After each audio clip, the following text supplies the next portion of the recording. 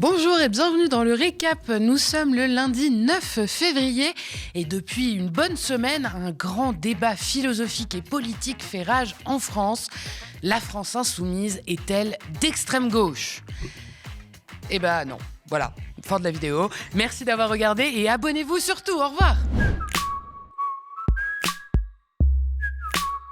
Bon, ok, d'accord, on va développer un peu. Alors déjà, ce débat, on le doit à personne d'autre que Laurent Nunez, le ministre de l'Intérieur. C'est lui, avec sa grande casquette de premier flic de France, qui est chargé notamment de pondre la circulaire qui classe les étiquettes politiques et les nuances politiques des candidats aux municipales. Et là, surprise, LFI est soudainement passé de la gauche à l'extrême gauche, comme par exemple le NPA ou Lutte ouvrière.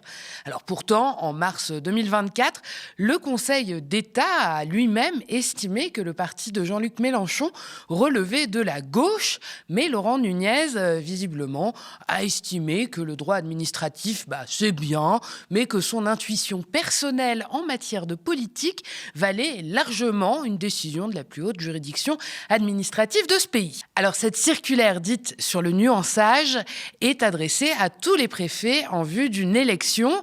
Elle vise à clarifier la sensibilité politique des listes pour faciliter l'analyse et la lisibilité des résultats. Alors c'est évidemment d'autant plus important pour un scrutin comme les municipales où tous les candidats ne sont pas rattachés à un parti et où parfois une même liste peut comporter des personnalités de sensibilité politique différentes, voire opposées. Bref, c'est censé aider à s'y retrouver à la fois pour les citoyens, mais aussi pour les médias, donc c'est important. Puis c'est pratique, sauf que ça peut aussi devenir un instrument politique dévoyé par le pouvoir. Voilà. Non, parce qu'il est quand même bien pratique, ce petit changement, l'air de rien, comme ça, on peut répéter comme un disque rayé qu'on est contre les extrêmes en envoyant dos à dos LFI et le RN, ce que font d'ailleurs sans arrêt les macronistes. Pour ne citer que. Plus besoin de s'entendre rabâcher l'histoire du Conseil d'État par les plus informés. Désormais, il y aurait une circulaire bien officielle qui dit LFI, c'est d'extrême gauche. Super pratique. Et puis tout de suite, ça fait sérieux. Pour justifier sa petite manœuvre, Nunez a d'abord été un peu discret, puis il a fini par prendre la parole. On l'écoute sur le pourquoi du comment de ce nouveau classement. On ne truque pas les étiquettes politiques, c'est une question de recensement des résultats. On a, encore une fois, je vous redis, les 3 critères qui ont fait qu'on a classé la France insoumise à l'extrême gauche. Et j'assume totalement ce choix.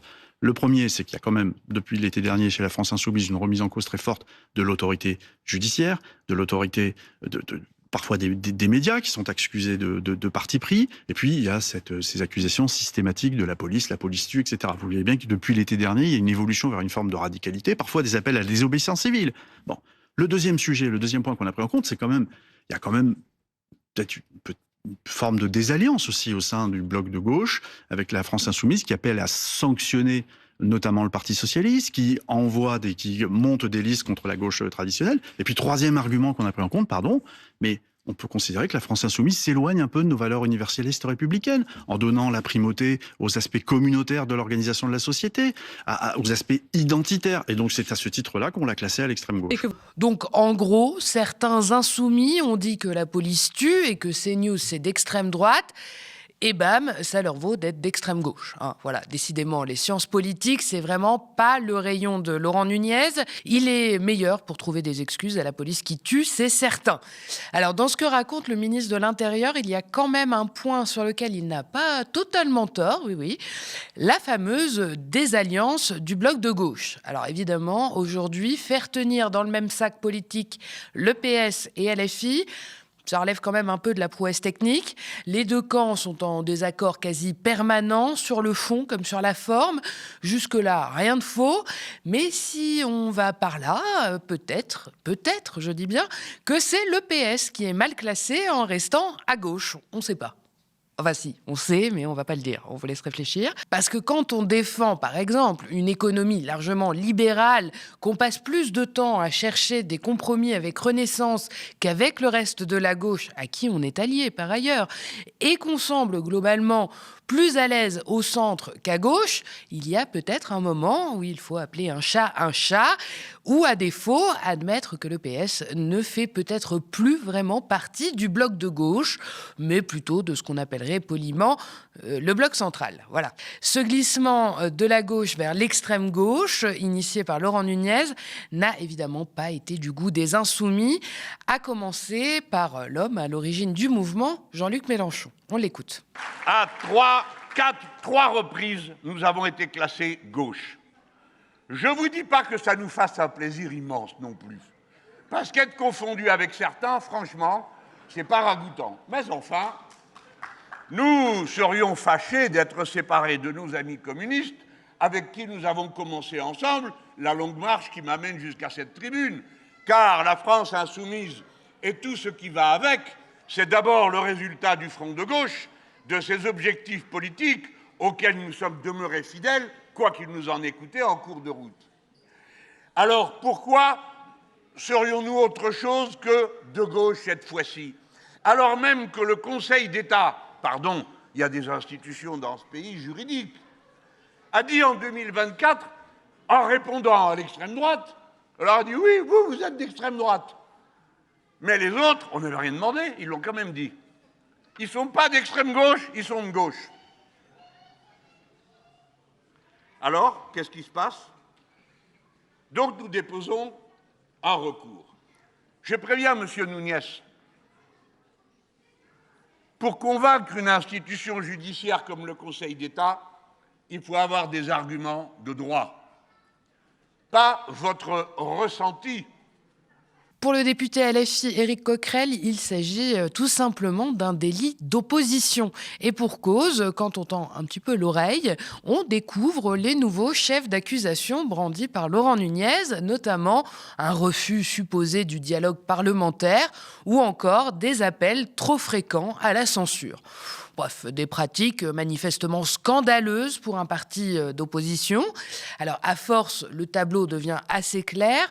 On ne parle plus vraiment de classification politique, mais d'une sanction gouvernementale. On écoute Éric Coquerel sur France Inter. Là, ce qui nous est reproché, c'est des motions de censure, et c'est le fait de ne pas avoir voulu participer à des discussions pour négocier un budget qui était minoritaire. Je vais le citer, Laurent Nunez, le ministre, refus de la discussion parlementaire, appel systématique à la censure, refus d'aller voir le gouvernement pour des réunions de travail. Donc, alors, refus de discussion parlementaire, c'est quand même très très mal visé, parce que le seul endroit où on a discuté de tout le budget, et où on a été jusqu'à chaque fois mettre au vote le budget depuis 3 ans, c'est ma commission.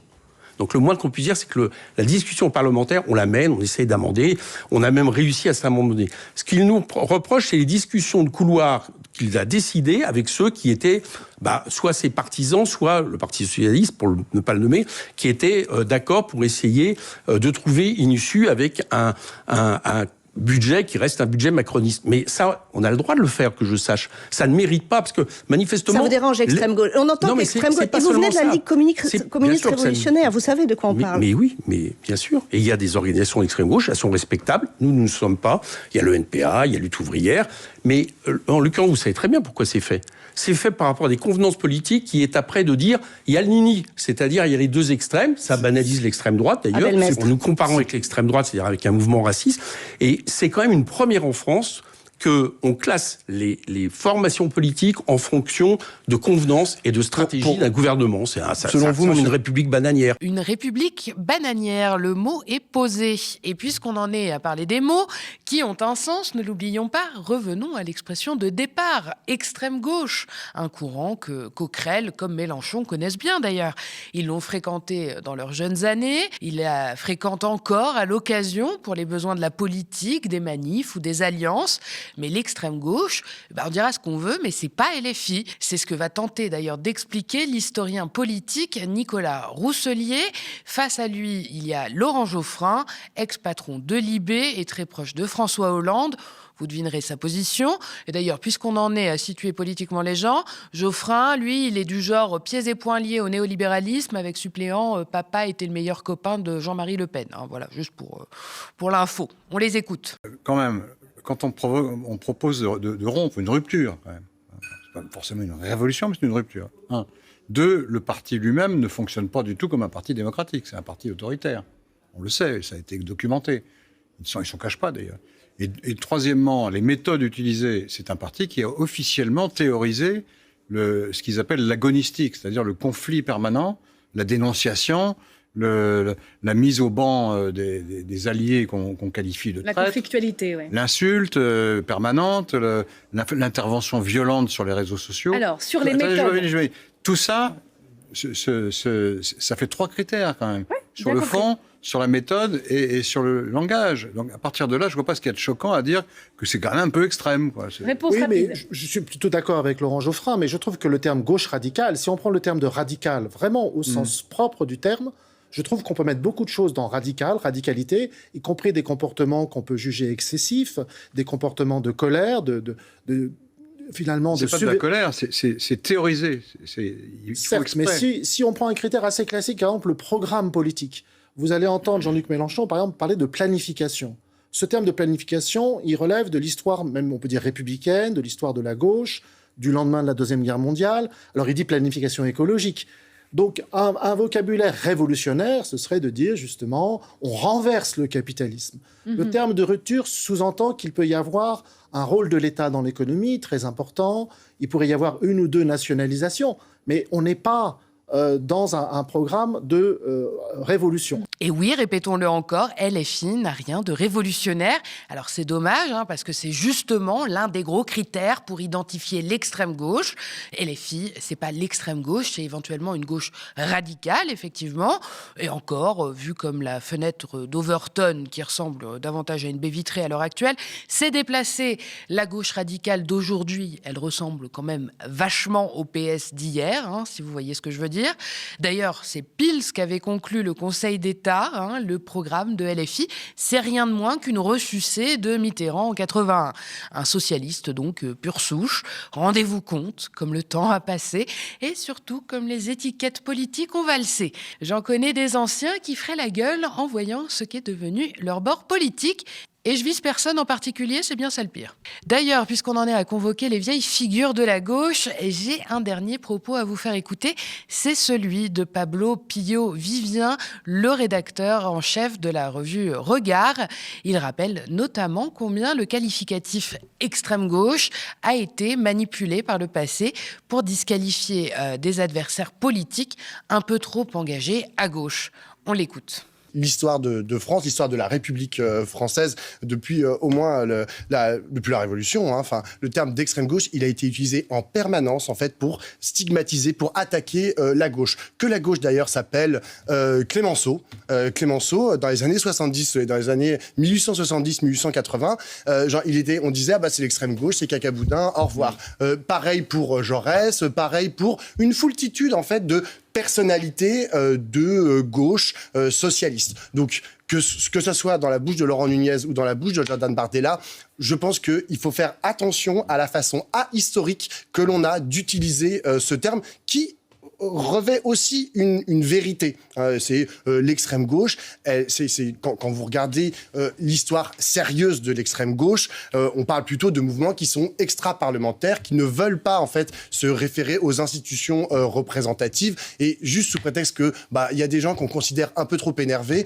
Je ne pense pas que ça puisse suffire à qualifier d'extrême gauche ni LFI, ni d'ailleurs le Parti socialiste ou toute la gauche. Alors la manœuvre de la Macronie, elle devient non seulement cynique, mais surtout doublement dangereuse. À court terme, évidemment, ça sert leur petite tambouille du nini, le coup classique, on renvoie dos à dos LFI et le RN, on met tout ce monde dans un grand sac des extrêmes, et puis on a le gros avantage de pouvoir se poser tranquillement au milieu en rempart autoproclamé de la République. On connaît par cœur cette stratégie stratégie paresseuse a déjà été vue 1000 fois, mais elle permet aux macronistes, détestés d'à peu près tous, d'éviter de parler du fond ou de leur bilan déplorable et de leurs nombreux renoncements.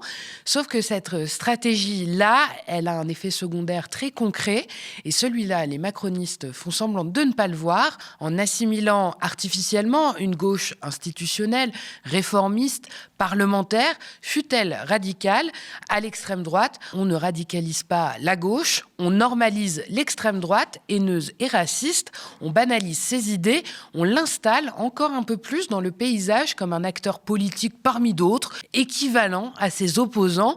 On lui rend un immense service. À force de répéter que tout se vaut, que tous les extrêmes se ressemblent, on finit par enlever toute spécificité au RN et compagnie. On oublie leur héritage, leur racisme structurel, leur autoritarisme, leur vision profondément inégalitaire de la société, et j'en passe. Historiquement, ça ne profite jamais au camp du centre, ça profite toujours à l'extrême droite. Donc oui, peut-être que sur le papier, dans une circulaire bien rangée, cette combine permet à la Macronie de sauver les meubles quelques mois de plus, mais politiquement, c'est une bombe à retardement. À la fin, ce nini à la sauce nuançage électoral, ça va leur péter à la tronche. On le rappelle encore une fois, on ne combat pas l'extrême droite en la mettant au même niveau que ses opposants, on la combat en la regardant en face, en la nommant pour ce qu'elle est et en l'isolant politiquement. Et puis au pire, il y a toujours d'autres solutions. If you punch a Nazi, who's next? Hopefully more Nazis.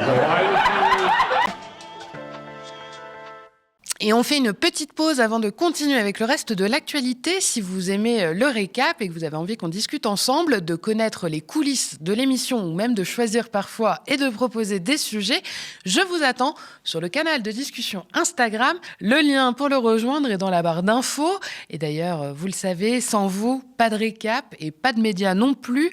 Depuis plus de 8 ans, notre chaîne télé tient bon en indé, dans un paysage audiovisuel toujours plus concentré et réactionnaire. Chaque jour, nos plus de 25 travailleurs et travailleuses mènent la bataille de l'info.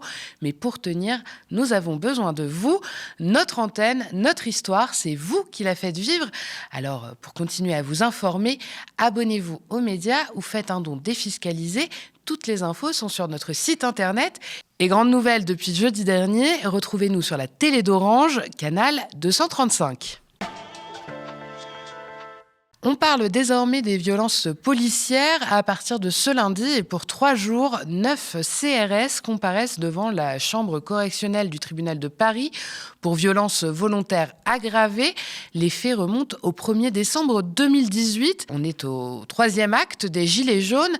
Un groupe de manifestants se réfugie dans un Burger King près de l'Arc de Triomphe pour se protéger des gaz lacrymogènes abondants.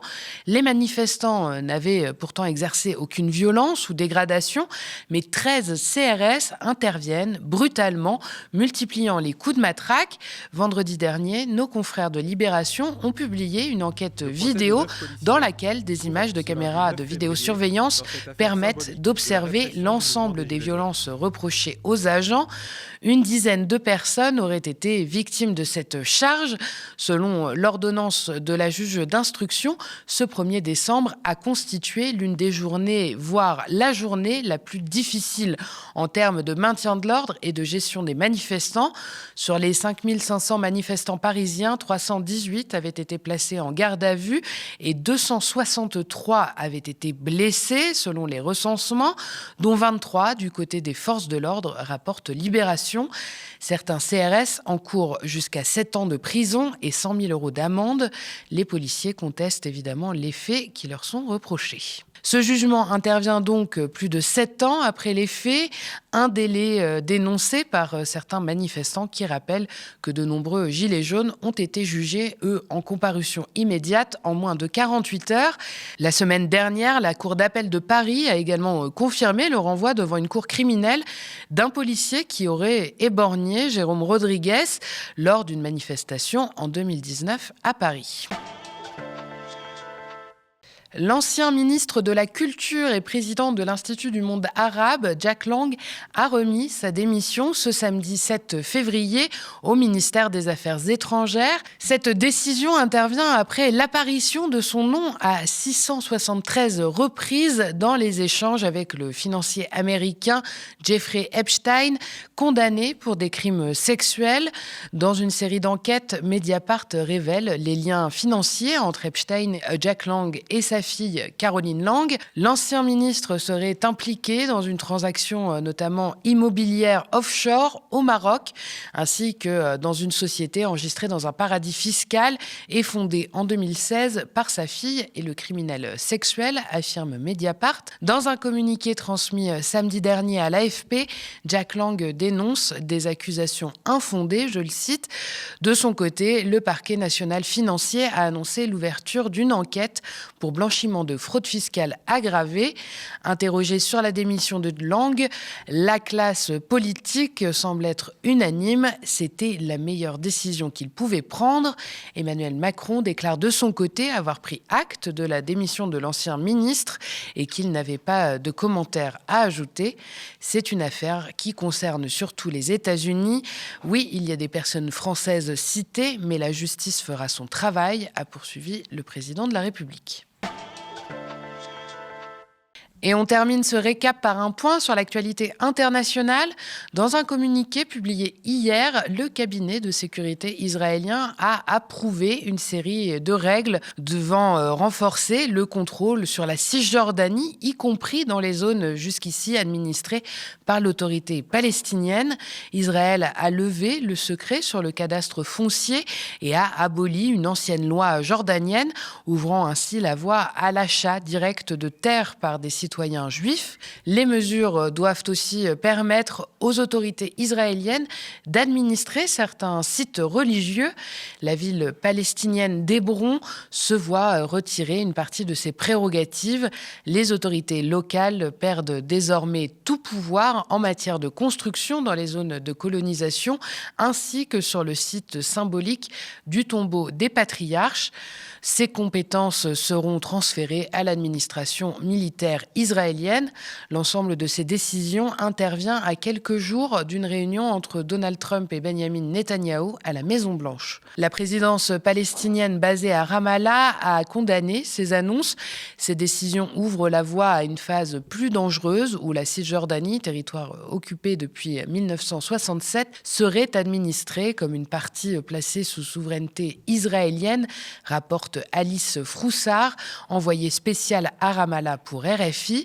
Dans un communiqué commun publié lundi, les ministres des Affaires étrangères d'Arabie Saoudite, d'Égypte, de Turquie, du Qatar, de la Jordanie et des Émirats arabes unis, d'Indonésie et du Pakistan ont fermement condamné les décisions et mesures israéliennes illégales visant à imposer une souveraineté israélienne sur la Cisjordanie.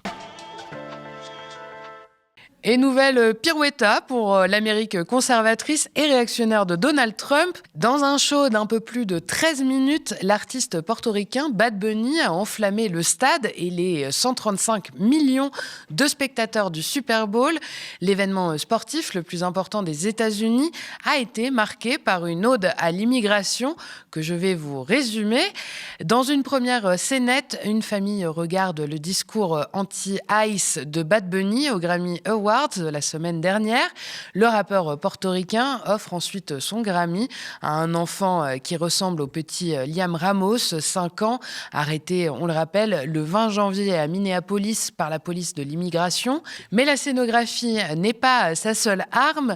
Si l'artiste mêle différents styles musicaux pour ses compositions, il mêle aussi différents messages politiques et sociétaux. Dans sa toute première chanson Titime Pregunto, le rappeur rend hommage notamment au coupeur de canne à sucre avant d'enchaîner avec Yo Pero Sola, une chanson écrite au féminin dans laquelle il supplie les hommes de laisser les femmes danser comme elles le veulent. Dans L'Okelo Paso en Hawaï, Bad Bunny dénonce la gentrification de leur île par de riches Américains. L'artiste a fini par lâcher un God Bless America à destination de l'Amérique dans son entièreté. Dans un défilé de drapeaux et de pays, Bad Bunny a fait une ovation à tous les pays d'Amérique, en passant par Cuba et par le Venezuela. Et tout cela avec en toile de fond le message suivant: la seule chose plus puissante que la haine, c'est l'amour. Un show qui n'a pas du tout plu au président américain Donald Trump, qui s'est empressé de commenter sur son réseau social, expliquant que celui-ci, je cite, « n'a aucun sens, c'est une insulte à la grandeur de l'Amérique et il ne représente en rien nos valeurs de réussite, de créativité et d'excellence ». Ses supporters et d'autres partisans d'une Amérique MAGA se sont rassemblés lors de la contre-soirée Turning Point, lancée par l'organisation fondée par Charlie Kirk, celle-ci qui avait pour objectif un événement sans, je cite, aucune absurdité progressiste. Et la soirée a mis en avant des artistes tels que Kid Rock et les chanteurs de musique country Brantley Gilbert et Lee Brice, qui a été vu par 6,5 millions de personnes sur YouTube. Merci d'avoir regardé cette nouvelle édition du Récap. N'hésitez pas à nous laisser vos impressions en commentaire si vous nous regardez sur YouTube ou via email si vous nous regardez à la télé. Et n'oubliez pas que l'indépendance a un coût. Alors si vous avez la possibilité de nous donner un petit coup de pouce, n'hésitez pas à vous abonner aux médias ou à faire un don défiscalisable sur notre site internet. Vous pouvez aussi, et ça ne coûte rien, parler de nous autour de vous et nous suivre sur les réseaux sociaux. Et d'ailleurs, en attendant la TNT, retrouvez-nous sur nos deux chaînes YouTube, Le Média et Le Média 24/7, ainsi que sur le canal 235 de la télé d'Orange pour ne rien rater de nos programmes. Très bonne soirée sur Le Média.